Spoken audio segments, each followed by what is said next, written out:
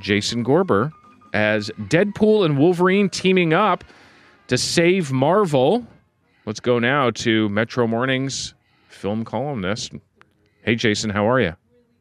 Good morning. Yeah, here we are talking about more comic book nonsense. More comic book nonsense. Okay, well, you say that, but there are a lot of people looking forward to this movie. No.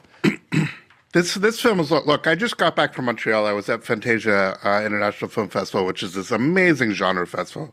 They opened with a new Elijah Wood film, which was great. They played Chris Stuckman film, who's this YouTube star with 2 million followers. His film was not great.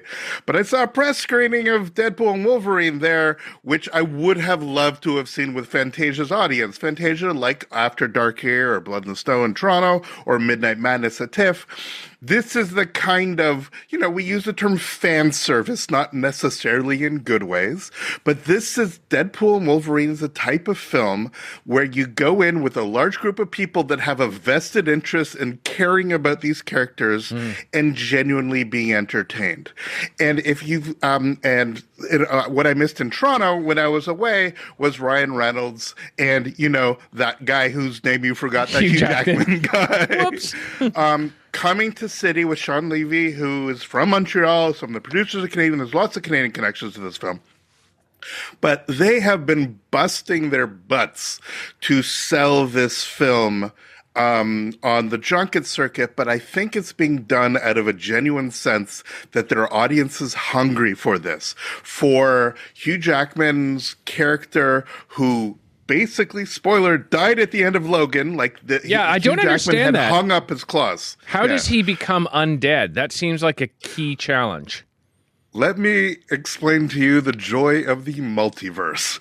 So, like comic books have been doing forever, you have, the death of Superman and then kind of not the death of Superman. You have all of this stuff. So within the Marvel thing is you have characters that actually have ramifications. Things happen, the characters die, and then we find another way to actually bring them back. But to its credit, the whole shtick of Deadpool is that he's this very sardonic and very sarcastic character that breaks the fourth wall all the time, looking directly into the camera and communicating with the audience about how preposterous all of this stuff is. And the beginning of the film literally excavates the memory of Wolverine, and then we go through a process of finding the right Wolverine to sort of bring back into this narrative. And the one they bring back is this yellow-suited, very comic booky version that a lot of comic fans have wanted for many years, and Hugh Jackman has wanted for many years. He's gone on record saying that he decided to retire and then 3 days later saw Deadpool and thought, oh man, this would be a really great sort of tie-up. They've compared it to stuff like 48 Hours or Midnight Run, this sort of like buddy oil and water kind of tale. And at its best, the film manages to do that. Okay.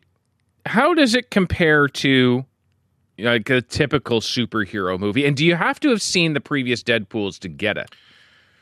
I think you don't. I think it obviously benefits. Obviously, if you've seen the TV show Loki, it actually connects in a funny way. But how it compares, it's R-rated. There's a lot of F-bombs.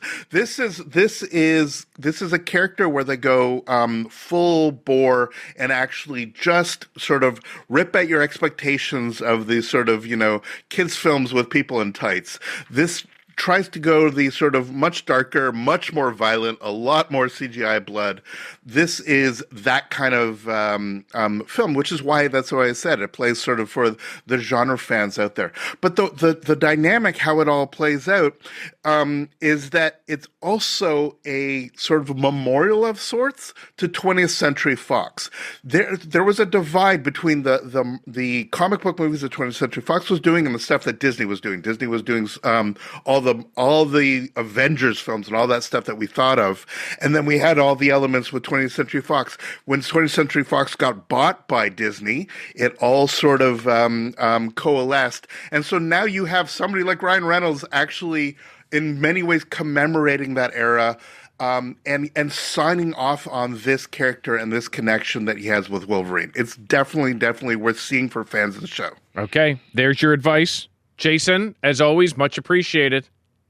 All the best. And next time I want a mug, my friend. Oh, we'll line you up. We'll line you up with one. I'll where's my pottery wheel? That's Jason Gorber. Thanks very much.